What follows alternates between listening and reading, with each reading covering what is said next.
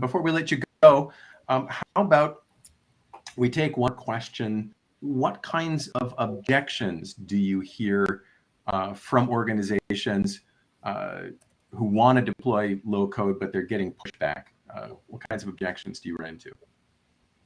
Sure, I can take that one. So the first objection that people have is, hey, is this going to make me obsolete as a developer? Right? People look at that and they say, my tool set is Java or .NET or whatever. And they say, do I need to go learn a whole new way of building things? And the reality is, no, a true low code platform, or again, what we call high performance low code, is actually meant for that professional developer to take the understanding of architecture and object-oriented programming and actually apply it with this technique of low code. And that's really how we think about it. Is low code is a technique. It's a way that's more visual in nature, but we hear that objection come up a lot because developers, it's different. It's really different. That's probably the number one thing that we hear. And the other big thing is that low code can be applied to the enterprise. It's not just for toys and your little small form-based applications, although it certainly can do that. But true high-performance low code is for the enterprise and for really complex mission-critical apps. And I'm not familiar with OutSystems, excuse me. Does the application work interchangeably between code and graphical representation? If I have built it using icons and filling in fields and things, can I then see the code that's generated on the back end? Absolutely. And in fact, we think that, it sounds lovely. We think that, applications, especially ones built in OutSystems, really focus on, hey, leverage traditional code when you need to, when you have to crack it open and there's something that isn't provided by the community or the platform or whatever, but encapsulate that in components for other folks to consume in more of that low code approach. And so it is one truly that high performance low code does focus in on a place where traditional code, low code, and even this, far end no code type idea where you're just configuring, there's no real work being done, that they should live and coexist together because they're all really important parts of the technology stack. I'll just speak as somebody who's done a fair amount of coding and worked in low code environments. That ability to flip back and forth between code and graphical representation is very handy for experienced coders, because sometimes they know things are going to be fastest if they just type them. And sometimes they want to look at the design, look at the flow, see how this flows into that, 100%. And to that point, John, that's where the collaboration with the business and security really comes into play, because it allows everyone to follow the logic of the application, which is tremendous. And I'll just make a point. I know OutSystems is not nearly as recognizable as a lot of other names that you guys have heard.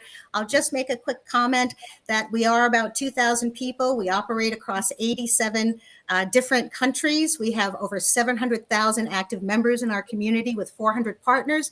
And we are now, for the 6th year in a row, a Gartner Magic Quadrant leader.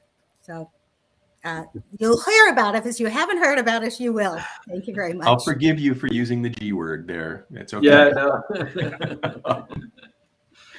And Michael, actually, I'd like to hear from you as an actual end user, having done this in your environment.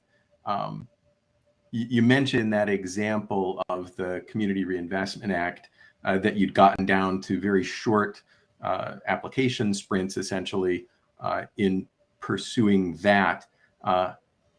Have you also been seeing that kind of acceleration, that kind of short sprint cycle with other applications?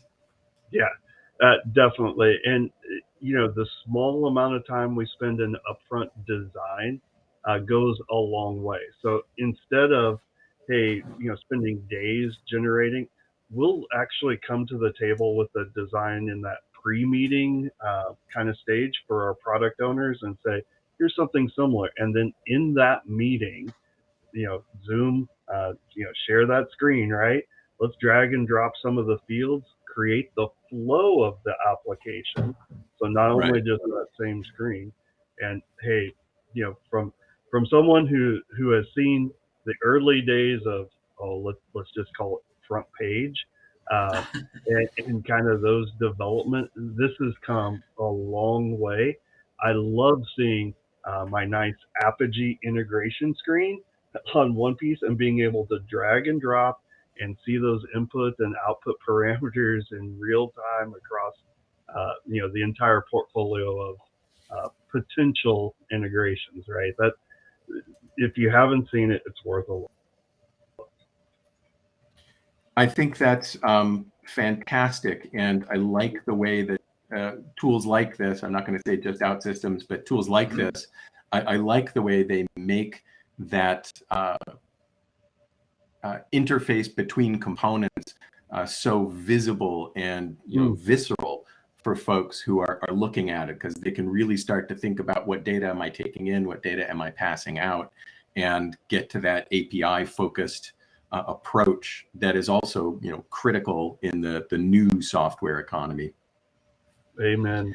Integrations in our most recent effort of onboarding, we have 23 other systems to integrate with. So seeing them all lined up and then being able to flow them out has been a game changer for us. That's wonderful to hear. And everybody, I'm just enthusiastic when folks get their work done. I'm not endorsing OutSystems. I haven't used it. Okay, well, that's about all we have time for at the moment. Marie, Michael, John, thank you so much for your time today, for all the great insights, and for fielding these questions.